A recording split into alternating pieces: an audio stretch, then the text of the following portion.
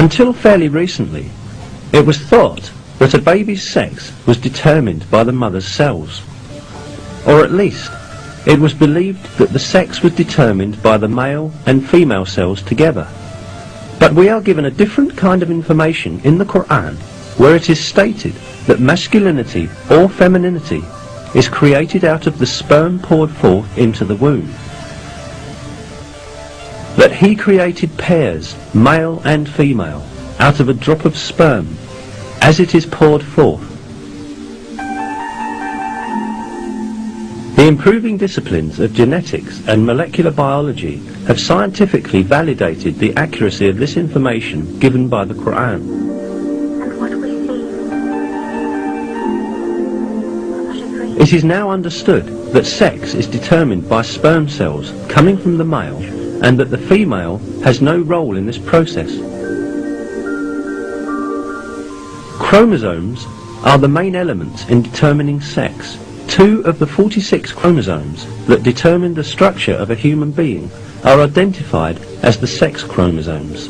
These 2 chromosomes are called XY in males and XX in females because the shapes of the chromosomes resemble these letters.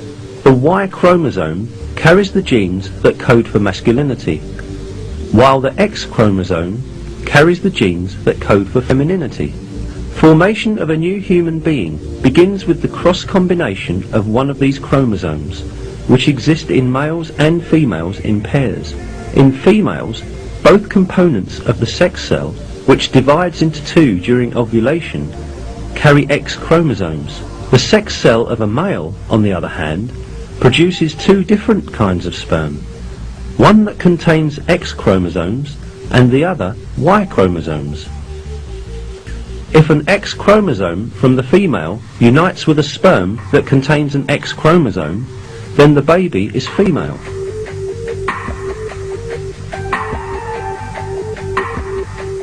If it unites with the sperm that contains a Y chromosome, the baby is male.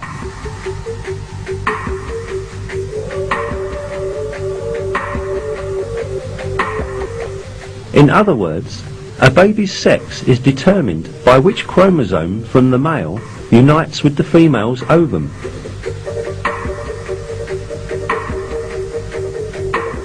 None of this was known until the discovery of genetics in the 20th century.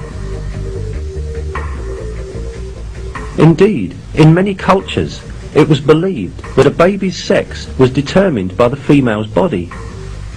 That was why women were blamed when they gave birth to girls. However, 13 centuries before human genes were discovered, the Quran revealed information that denies this superstition and referred to the origin of sex being not with women, but with the semen coming from men. If we keep on examining the facts announced to us in the Quran about the formation of people, we again encounter some very important scientific miracles. When the sperm of the male unites with the ovum of the female, the essence of the baby to be born is formed. This single cell, known as the zygote in biology, will instantly start to reproduce by dividing and eventually become a piece of flesh. The zygote, however, does not spend its developmental period in a void. It clings to the uterus just like roots that are firmly fixed to the earth by their tendrils. Through this bond, the zygote can obtain the substances essential to its development from the mother's body. Here, at this point, a very significant miracle of the Quran is revealed. While referring to the zygote developing in the mother's womb, God uses the word alaq in the Quran.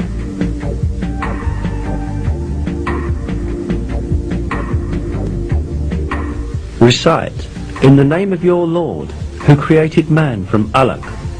Recite, and your Lord is the most generous.